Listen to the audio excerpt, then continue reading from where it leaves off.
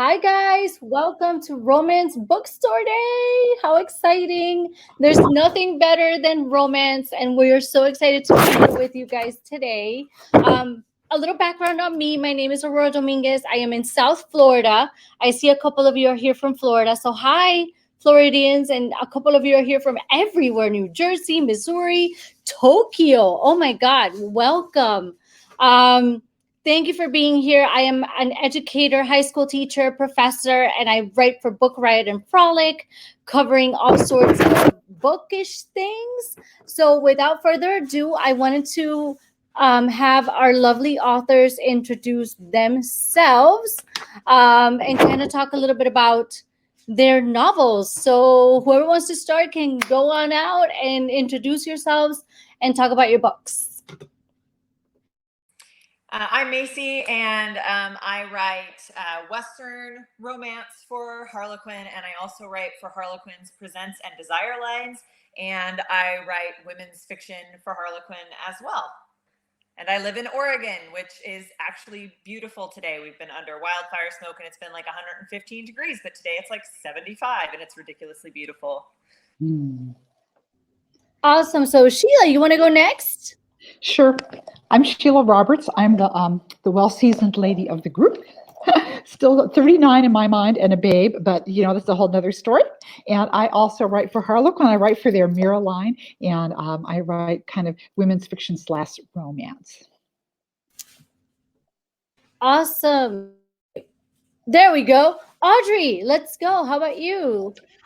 I'm Audrey Carlan, probably best known for Calendar Girl.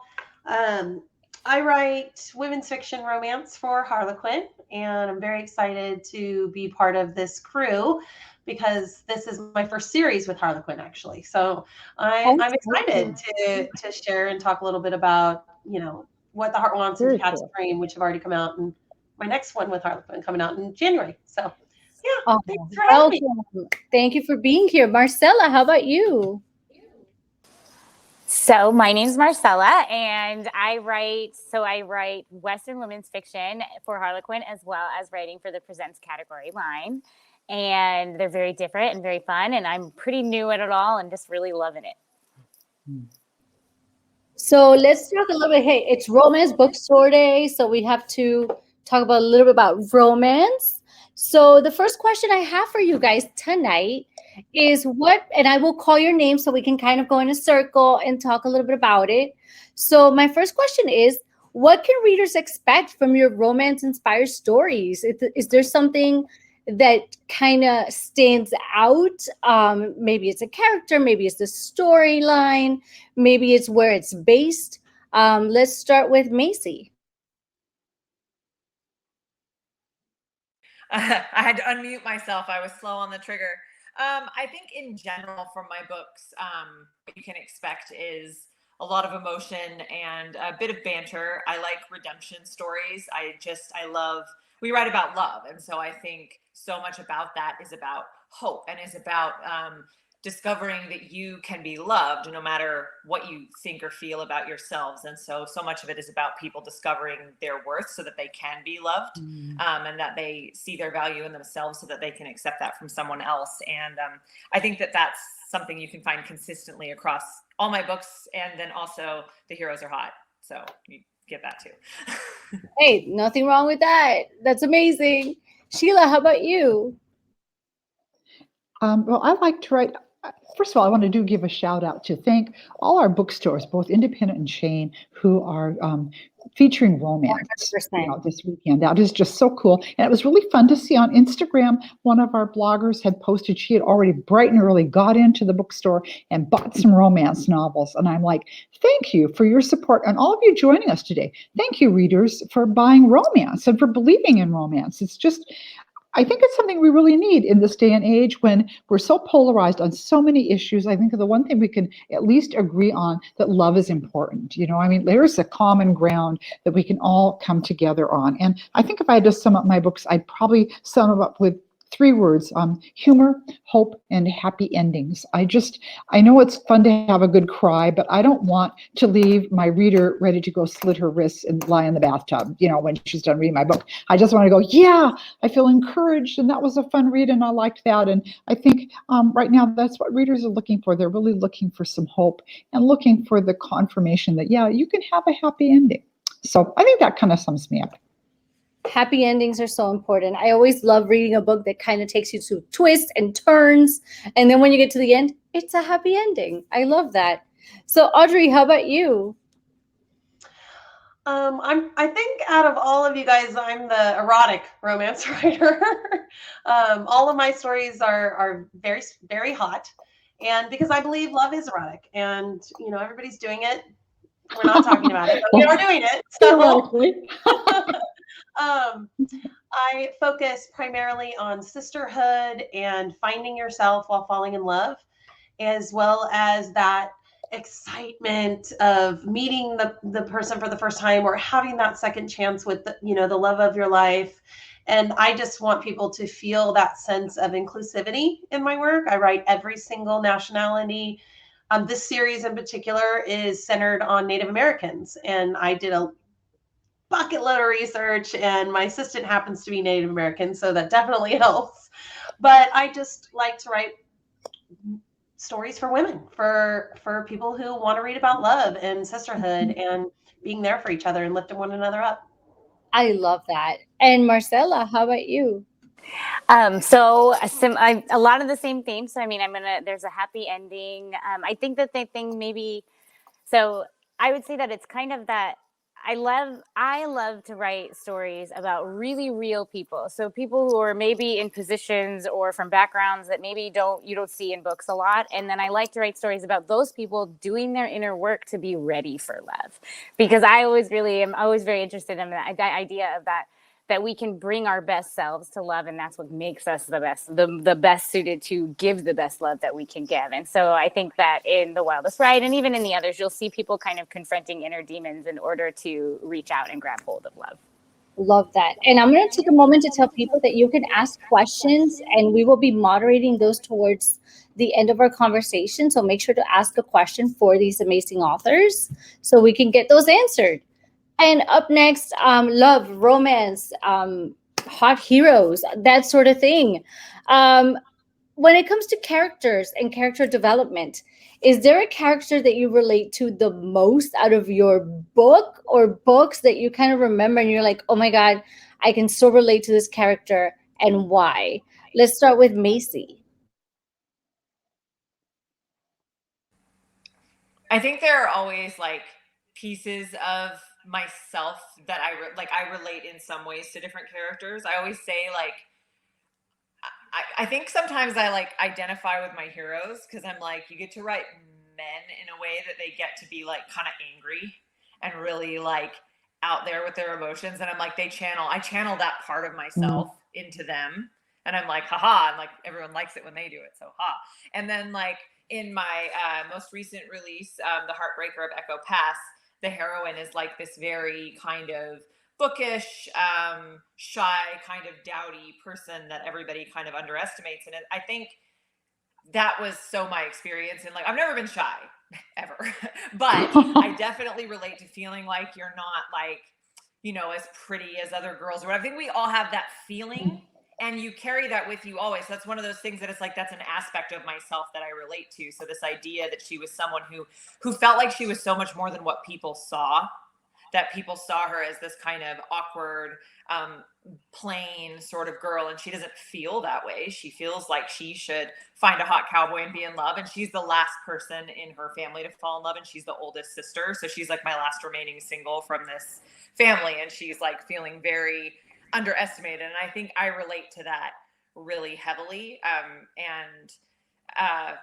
So I think I definitely relate a little to Iris and to her feeling of I'm not actually, I don't want to be invisible forever. I want to be exciting. And, but then obviously I give her some excitement.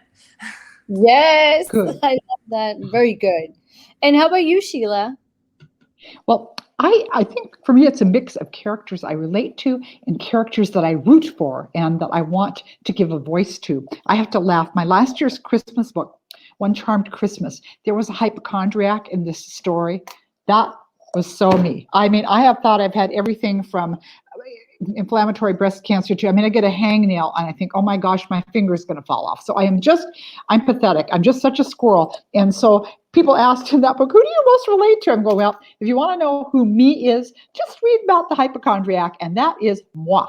But I also have characters that I like to root for. And in my current series that I've got going, it's the Moonlight Harbor series, and that's set in a little ocean town on the Washington coast. It's modeled after Ocean Shores, which we have some digs down there, and I just love it. And I've got a character who has turned this old vintage motel and made it into a going concern, Jenna Jones, and coming out of a divorce and not having that much money herself and having to support her loser ex-husband, pay him spousal support because he's a starving artiste, and takes total advantage of her, and she just keeps coming out on top. And I love that. And then in my book, what was it called?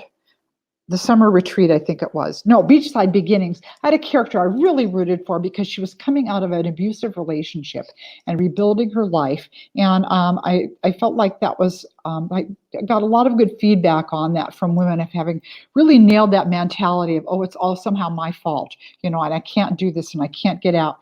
And she does get out and she rebuilds her life. And in the end, just really comes out triumphant. And I like to write about characters like that. And I've been happily married for a million years. And so, that's not necessarily something I relate to, but I felt like it needed to have a voice. And I think women need to be encouraged that you can get out. If you're in a bad relationship, get out, and you can also say, wherever you are in life, and I have other characters rebuilding other aspects of their life, whatever's going on in your life, you can fix it. Don't let people tell you can't. So anyway, that was a very long answer, but no, I'm going to be love quiet that.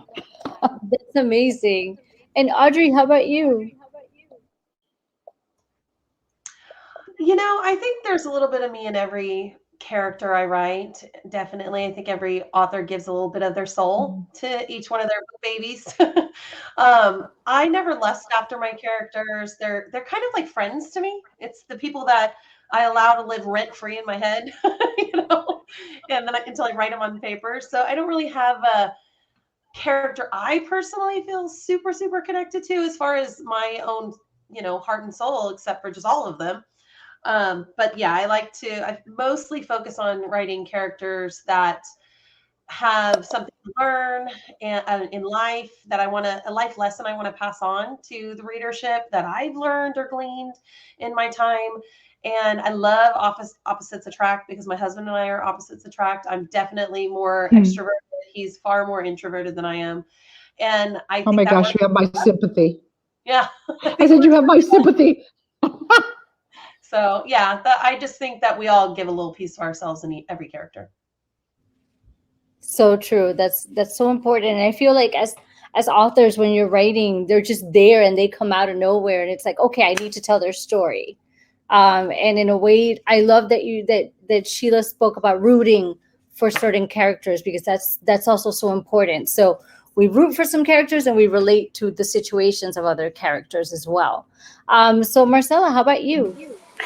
So I think similarly to what we've heard a bit, there's definitely a part of me in every single character, and some of that's how they become alive, because that's the thing, that the truth that I'm exploring with them. And that's the thing when people write and talk about writing, it's like writing truth is really where you find them alive and charismatic. And so each character I've ever written has some kind of shared struggle or shared perspective or shared strategy. I really liked what Audrey said about things you've learned. So sometimes I think with my characters, it's not necessarily something I've learned, but it's just something I do too. So the hero of The Wildest Ride, AJ, he's the type of person who the way that he relates to difficulty is to smile through it always, and to smile and be charming and make a joke, even if he's hurting inside. And that's something that comes from me. And the heroine, on the other side, she's very serious about things, and that's also me. And so these characters, they seem a little bit opposite, but they're both expressing something that I do or struggle with or work with in my own existence. And I think that's kind of what makes them special for me and what makes them lively, and then what gives them a chance for me to kind of pick at them and push them into situations, because I'm pushing myself into imaginary situations that way. I'm challenging myself with them all the time. Oh, and that's such a great challenge, definitely. When you're just there, you're writing, you're just like, okay, what's coming up next?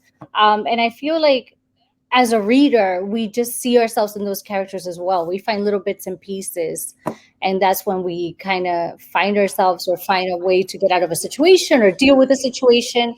That's why we love romance so much.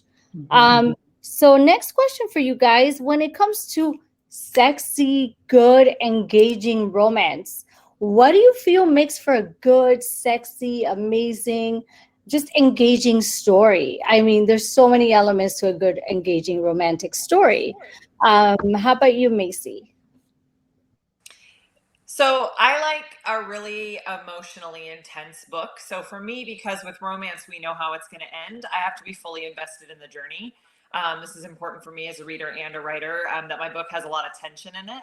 And when I say tension, I don't mean like bickering or fighting or anything like that. It's like the kind of that resistance. And a lot of times it's between the character and their own emotions, not necessarily between the hero and the heroine or the two main characters, but like they're resisting these emotional kind of things in themselves. And that's what makes you kind of hold your breath. And there's the sexual tension and the emotional tension and the tension between themselves and the external world, which you get a lot of in like a paranormal or a suspense or a historical, where society is kind of the antagonist. I love to read historical romance, love it. And I'm the society, like what society expects and what they want creates such great tension. And I think, and then also characters that I can invest in so that tension matters, because we know how it's going to end. So we have to want to be on the journey. And so for me, that's what I need to want to be on that ride. Love that. How about you, Sheila? What do you love about romance, and what do you think makes for an engaging one? Well, and it's so interesting because how different we all write. So in romance, there's something for everyone. If you want hot, hot, hot, you've got Audrey there. If you want to have all these different interesting characters, then go ahead and see Marcella. If you want Western, you want deep emotion, you've got Maisey. If you want 50 Shades of White, you've got me. I am not. I don't do racy. I just I feel like a peeping Tom. I just can't go there. I'm sorry. And besides, I'm old. I know what goes where, and I'm sorry. It's gonna have. I just feel stupid reading something I'm like, wah! So. That's not me. So I'm going to, you're going to know that what everybody's up to, but I'm just not going to tell you what part went in where and that kind of stuff. So, that's kind of, what can I say? That's me. So when I'm reading a romance, what I want is the trimmings. I want the romance. I want the emotion. I want the sacrifice. And I'm going to give a little shout out to my husband here. I just laughed when Audrey talked about she and her husband being opposite. Oh my gosh. People used to look at us and go, how did you guys get together? Because he is Mr. Total Introvert and I am Miss, let's have 50 of our closest friends over and have a party. And he's like, can I just go suck my thumb in the corner? And so, having said that, he's driven me nuts over the years, but I just adore him. And he is my example of a true hero. In 2013, I got uterine cancer. The alien baby had tried to chew halfway out, and so I had to do all kinds of fun stuff, chemo and radiation. And he was my hero. He was amazing. He went to every doctor appointment with me. He would hold me when I was hurting. He was amazing. He was just amazing. And when I read a book, I want a hero that is willing to do that for the women he loves. I want a guy, I'm so politically on PC, I want a guy who beat the crap out of somebody if he has to.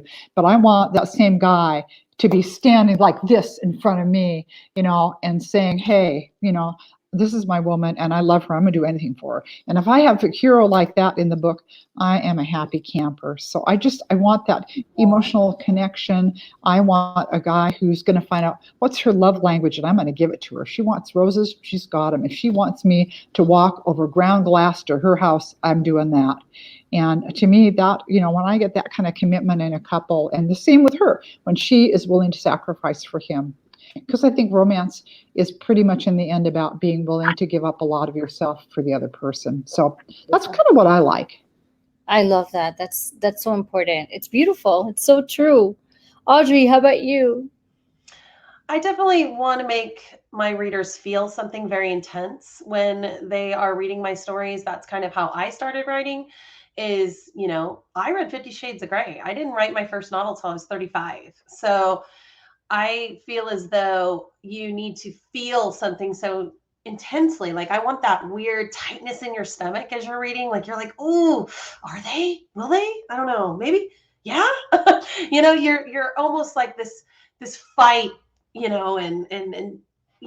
don't know. It's just that feeling you feel when you've met a person that changes your life. And it could be a female that changes your life and you get that tension. It could be a male, it could be same sex, it could be whatever it is. I just want that feeling of rightness. I want that feeling of surprise and excitement and anticipation. And then when you do get the sex, I absolutely detail it out. For sure. If you want to read hot, I write hot. But I don't think it's raunchy. And I think there's a line that you have to write, you have to kind of balance in romance and women's fiction, especially, is having that heat without it being porn. I don't like when people relate romance to porn. It really upsets me because I don't feel like I live a porn life. And I want everybody to feel love and excitement and happiness. And to me, that has to do with those intense feelings. So that's always my goal in my romances and the things that I read and the things that I write is to have something that has that intensity to it. Beautiful. And Marcella, how about you? What are some of the elements? I'll definitely echo what other people have said. And we were actually, my good friend Eileen and I were just talking about this, the role of emotion. So I think that really the thing that's making that gives you the sense of is it feel like this beautiful, like intimate encounter, whether the door is closed or open, is the emotion behind it. It's like if you were invested and you were waiting for them in the same way that you would wait for someone in life, and whether or not you're going to see it, whether or not it's just, how does it feel leading into it? And there's a big difference in a dynamic between emotion and passion. And passion doesn't have to be explicit. It can be. I write details. I get in there. I like the door open. I don't. That's part of what I come to. And I think I teach yoga. I'm very embodied. So I like to see emotion through body. So I like to see emotion through the tenderness in a touch. I like to see the way you feel and the way someone feels in the way they move their body and touch another person, especially if that maybe is at odds with the way they approach the rest of the world. And I think that's probably why I like the door open, is because I think you get a chance to see someone in the most private space and to see how they are when there's no one watching, and how they feel when they can show their heart at its most vulnerable. And then that also happens to be a passionate time. But I think if it's led by emotion, you don't get any of that. You won't feel like you're reading porn, because it is actually the emotion. You feel breathless when you're reading along with them, because you're in there in that tender space with them, and you're not invited like a fly on the wall, because that's a little weird and creepy, but you're invited like a person who's going on a romantic journey. And that's often part of our lives and our romantic journeys and our experiences. Oh, I love that. That is so perfect. And when it comes to authors, I actually saw that Carly asked a question that I was going to ask you guys, which is, who are some of your favorite romance authors, and what are some of your favorite books that you're reading right now, and why are you enjoying them? Let's start with Maisey. How much time do you have? I'm a romance reader. That's why I write it. So I'm like, I love historical romance. Like I said, for our romance book club, we just finished reading The Earl Takes All by Lorraine Heath. Fabulous book. So over the top, so crazy. This guy's twin brother, who's an Earl, obviously, hence the title, dies on a safari. And like his dying words to his brother are like basically to not let his wife, who's back home in England, lose her baby. So he's like, pretend to be me. So he comes back and is like, oh, it was totally my like bad twin brother who died, and the Earl is back and like has to pretend to be his brother too. I loved it. So angsty. Loved it so much. Lorraine Heath, she's great for that. And then I have a picture of the book on my desk, which is weird. It's because I was fiddling around with my printer, but it's called All Night Long with the Cowboy by Caitlin Cruz, and it's coming out on Tuesday, and it is so good because it's like the dowdy school teacher and the bad boy cowboy, and that is a dynamic that I literally like cannot get enough of. That kind of like super like classic kind of romance dynamic with a Western setting, and I just loved it. But Caitlin Cruz, who is also Megan Crane, is one of my favorite authors, whether she's writing her suspense books as Megan Crane or her cowboy books and presents as Caitlin Cruz. I also love Jackie Ashenden for erotic romance, and for she's writing small town romance too, because she contains multitudes. Love Nicole Helm for her Harlequin Intrigues, which is a suspense line, and they're super fun. They remind me of like the middle grade like YA suspense books I used to read, which I swear is not like a negative comparison. I actually just, they were fun, like they're adventure stories, but they have romance because they're for grown-ups, and I love that. And then I just love, like, obviously I love Julia Quinn. I read Bridgerton's way before the TV show came out, and I love Lisa Kleypas. Love Julianne Long. What I Did for a Duke is one of my all-time favorite romances ever, because it just makes me swoon and cry every single time. Yeah. I think my favorite Julia Quinn book is When He Was Wicked, which I like finished and closed and cried my eyes out for like 15 minutes. I loved it so much. So I'm sure there's more, but I'll let somebody else talk. I love romance. Sheila, how about you? Well, it's really hard to narrow that down to your favorite. I mean, oh my goodness, because there are so many fabulous writers out there writing. And I kind of cut my teeth on my favorite authors when I was younger were like Jane Austen and Georgette Heyer. And so I came out of that whole Regency romance era, and I loved that, and Victoria Holt and all those guys. And getting more current, I love Susan Wiggs, because she not only tells a good story, she's just a brilliant craftswoman with her words. And for humor, oh my gosh, I am just a huge Kristen Hagen fan, and Melinda Curtis, love her. She's just, after I read one of Melinda's books, I thought, I got to raise my game. She is so dang funny. So again, I'm always gravitating toward humor. I love Nancy Nagel. She's kind of the queen of Christmas. She's not a Harlequin writer, but she has had about a bazillion Hallmark movies made out of her books now. And so those are just really fun. And of course, Debbie Maycomber. There are just so many of them. You know, how do you list? Okay. And then I also like to read outside genre. So I like to read John Grisham, Lee Child. I'm a Lee Child junkie, and somebody that most people have never heard of, Donald E. Westlake. He's dead now, but he used to write about these bumbling, not really bumbling crooks, but nothing ever went right. You know, they make all these big plans and it blow up in their face. And those are just funny books. So I just gravitate toward humor. I just like humor. But that's a few. So many good writers out there. I know.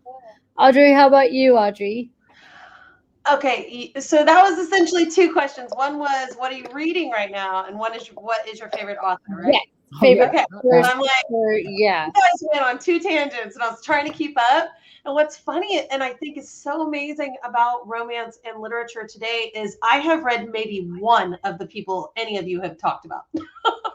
And I read 5 books a week. So the fact that there's so much available, there's something for everybody, you guys.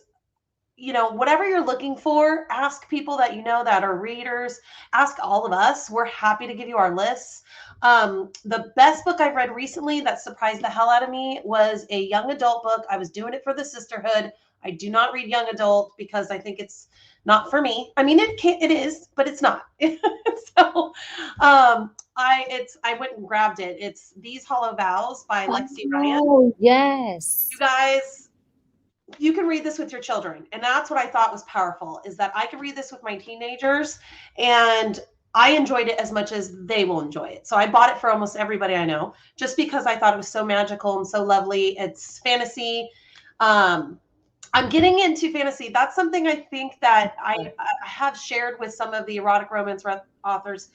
We have found that because of the pandemic, we've kind of wanted to escape reality a little bit. So I have really bumped up my game with reading crazy things like alien romance, the barbarians, ice barbarians, like crazy stuff. It's been fun. It is so fun. And that's what I'm trying to say is you can have these crazy stories that you can read that'll just change you, as well as you can have the Kristen Hannas of the world. You can have the, Christina Lorenz, or some of my absolute favorite author is Kristen Ashley, and she writes mostly down to earth, small town bikers, always suspense, almost always suspense. I love to write suspense, and I love to read it because I like to figure out who done it. But I like the heat in there because it makes you feel something, and I want to feel that in the book. So I don't mind reading close story. This has no sex in it, none. And I thought it was the best book of the year, absolute best book of the year. So it's not just, whether it has heat. I prefer books that have a little spice, but I definitely think that I have switched a little bit of my reading. I've been reading a lot of K.F. Breene in the paranormal fantasy aspect with vampires and witches, and Rebecca Zanetti has been a great resource for. I like the stories that have like 30 books, and you're like, damn, how do those chicks write 30 books in a row in the same universe and remember everything? I write sagas and I'm like, I have a beta team of 6 to help me stay on track. I'll say, oh, that person has green eyes. And they're like, no, you don't. That's today. Love it. I got to pick that book up. I've heard great things about it. That looks great. I just love those, like the Black Dagger Brotherhood by J.R. Ward is like 30, there's 20 books or something like that. It's awesome. Awesome. I want to get lost in a universe that I do not live in sometimes. So it's a nice escape for sure. Love it. And how about you, Marcella? So I stand a legend. Joanna Lindsay is the OG, the love of my life, the one who introduced me and got me hooked in romance. May she rest in peace. We lost her. It's so sad because she was so brilliant. I also I am also a book buyer, and I'm a former bookseller, and so I just am enmeshed in books. So cross genres, like many of you read. But sticking to romance because we're focused on romance today. I love paranormal romance. I love Christine Feehan. I love Nalini Singh. I also really like historicals, and lately I'm just like, Kerrigan Byrne can do no wrong for me. I love everything she does. She's got passion, and because I really am anchored in Joanna Lindsay, I want a blue stocking who is not like other women in my historicals. I want her to be off running, writing like the men and wearing pants and all that. And so Kerrigan does that so well, and she does it so with such cleverness. I love the series I just finished. The 3 close friends, they all went to the Sorbonne, and that was such a neat thing to bring in that element of history at that time. I loved that. I love Sophie Jordan. For contemporary, I cannot get enough of Tracy Losay. She's the first person who's ever written a romance that I felt like was me. Like her character, I was like, that's just me in a book. And that was such a powerful experience for me. And so, so Love on My Mind is the first of that series, and Along Came Love is the one where I was just like, it's me in a book. And it was so great. I also I think, oh goodness, there's so many. I also, in this little roundabout way, other authors are really critical in my journey to become an author, in even beyond the way of you learn from what you read, because I had not tried to write romance until after I met Maisey and Megan in person. I used to live in Southern Oregon alongside them, and they were the ones who encouraged me to try it. And so I both tried it and fell in love with the writing of it because of that. And then I also love their books too. And so they're just favorites as well. And got a chance to meet Jackie, as Maisey mentioned Jackie's books, and she's fantastic too, especially if you really want some edge and things. But there's so many amazing authors out there. There's so much to read. You could read your whole life and still have only skimmed the surface. I know, so many great books out there. And speaking of great books, so before I take some audience questions, I see there's a couple of interesting questions out there. What's up next for you guys that you can share? Books coming out, series coming out. Let's start with Maisey.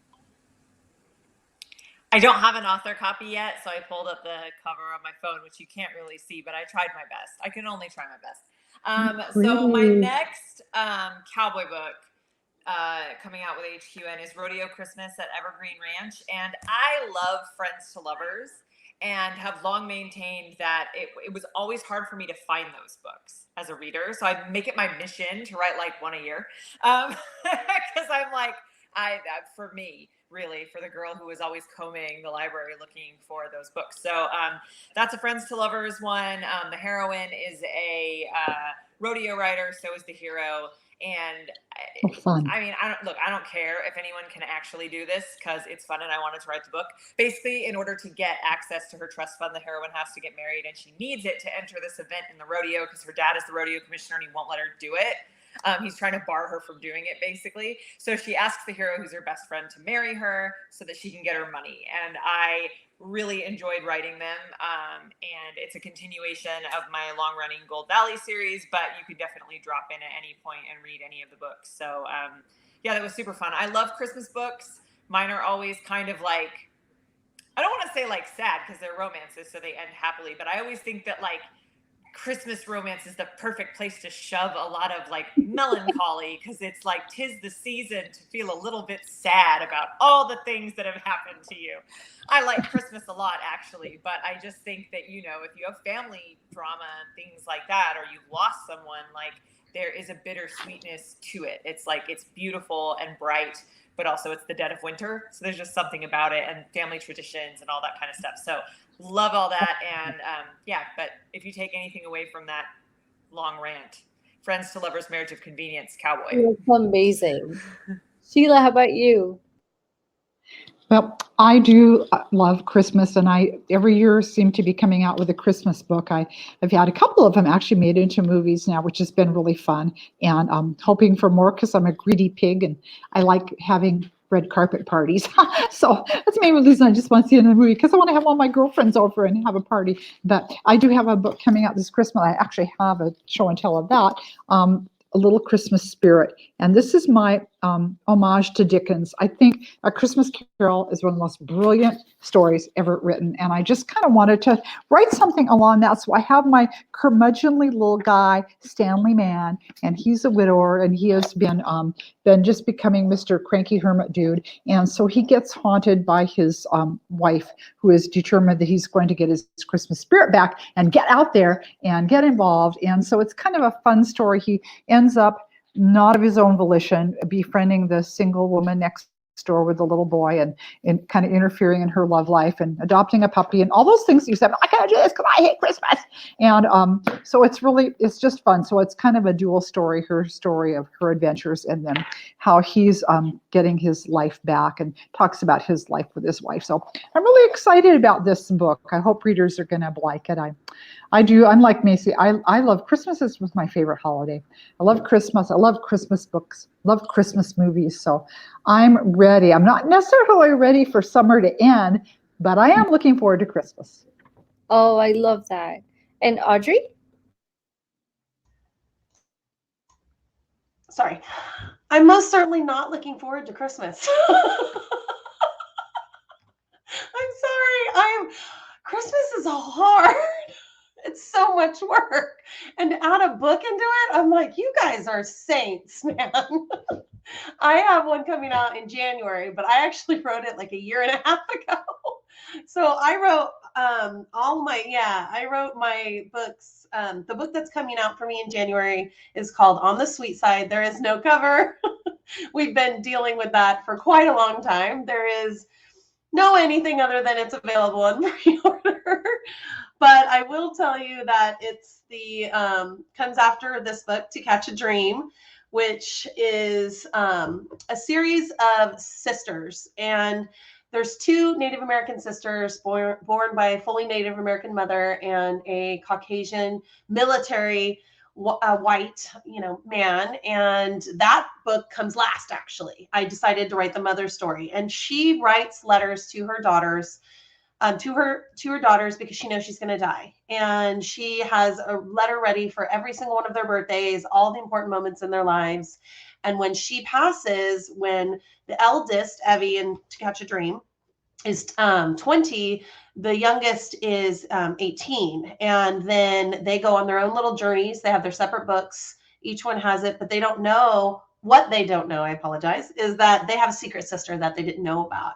And they find that out upon their dad's death. And so they're surprised by this new fact. And that book on the sweet side is about the next sister who didn't know she had siblings. She thought she was a sperm donor baby because she has two dads, and she has a gay best friend that together they find out about these two sisters and this mother that actually did know her when she was a baby.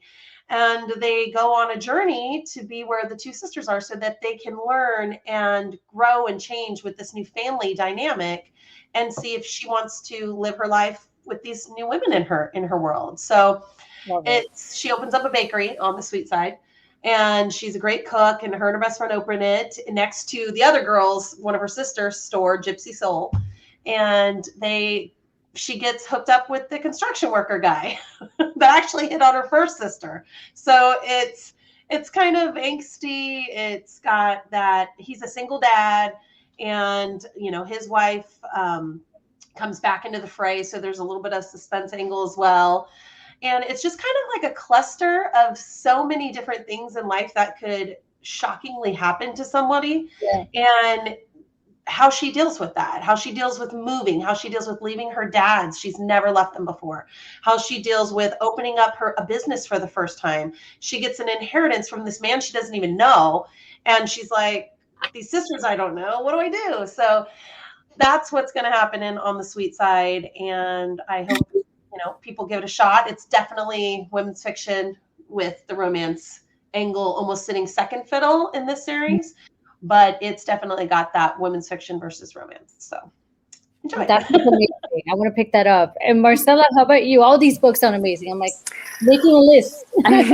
Well, so I am actually the Wildest Ride just came out like last week, so I'm still like very much in that mode. But also because of the timeline of publishing, you're always kind of working on your next thing as well. Yeah. So I am currently working on the sequel to the Wildest Ride, which is so fun. We just recently got a title. It's called Rodeo Queen, and it's just a really fun one. I get to explore characters that so I hesitate to say unlikable because it's such kind of a trigger word in book world, but they are not as likable as my other characters tend to be because they tend to be a little more they're like driven and very direct and honest and to the point of sometimes abrupt and mean and those types of personalities, but they come together and it's been really fun to explore and play with them a lot. And then for Presents, I actually have a Presents coming out in October. That is the third of a series. And it was really exciting because I got to write a series. I got to do something. And it's the series, it's the Queen's Guard trilogy. And it's a woman who she stumbles into becoming queen, and she's got these two female guards that are assigned to her, and they become very close friends. And this is the third one in the story. It's the one who thinks she's not pretty and thinks she's not wonderful enough, and she just feels mousy compared to her two dynamic friends. But she gets to be in this center stage and realizing that she is in no way mousy, and she's just as fierce as they are. And so that's really fun and exciting. Then into next year, another really fun and exciting thing that got to happen was that through the Presents line, I got to work on a quartet with Maisey. So our books are coming out here down the line, and we got to be in a group, and that's the kind of dream come true type thing when you fantasize about being an author and having author friends and that kind of thing. So that's a really fun thing coming out and coming down the line. And then on the point of Christmas, I adore Christmas.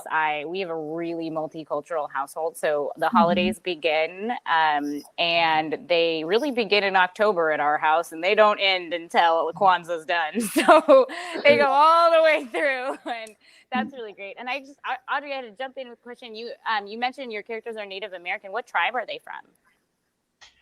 They're from the Comanche and Wichita tribe. So my assistant is Comanche, and it was easier for me to, be honest and genuine with that. And then of course I made very, very disclaimers that this is, my attempt at showing, and bringing light to a culture that I don't feel gets enough attention at all, especially in romance and in literature in general. So it was one of the ways that I could kind of connect with my assistant and her family and what they had went through in their lives. I used her grandfather's name is Tasuda because he refused to take a English name.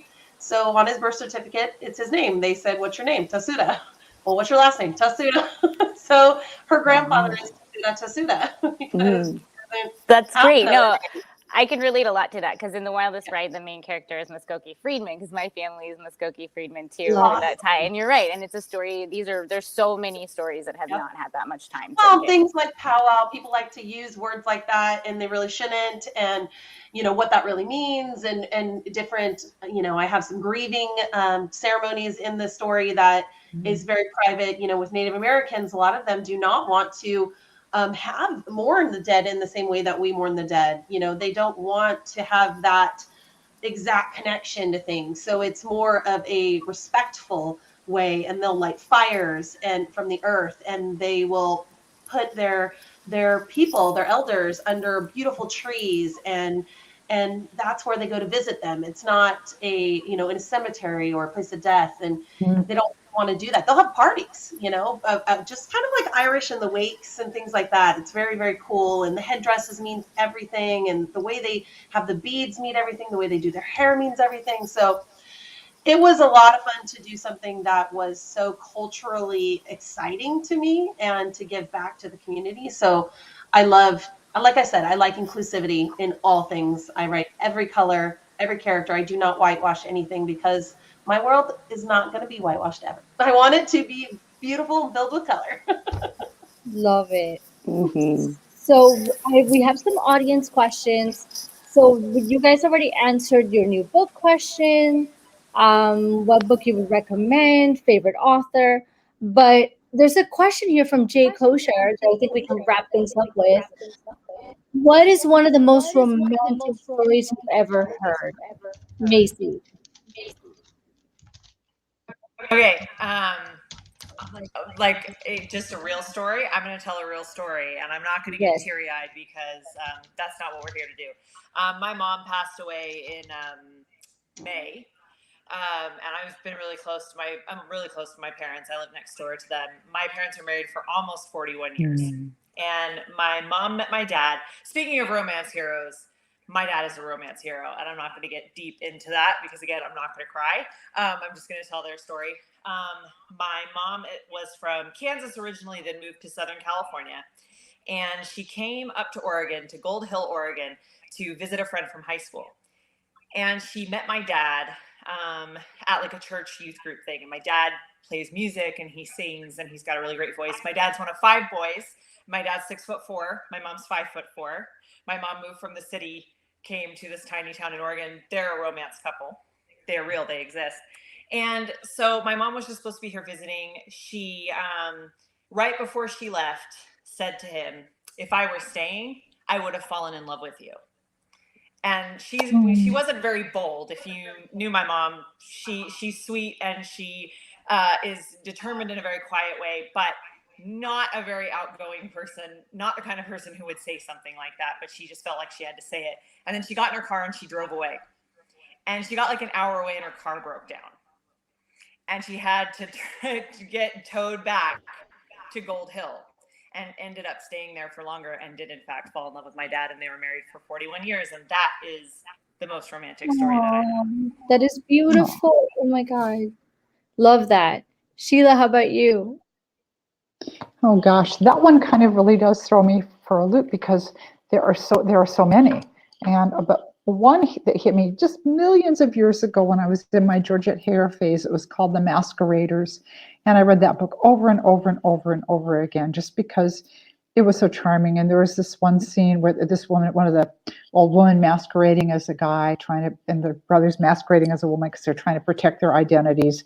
And the guy who loves her just figures it out, and just the moment where he figures that out, and you can just tell he's going to protect her. Again, that guy that he'll do anything for her. And it's just a quiet, romantic scene with a sweet romantic ending in the book. And it's just a favorite book of mine. But again, there are so many romantic and movies. I'm a big movie buff too. I love romantic movies with a wonderful happy ending. Just love that. Love it. How about you, Audrey?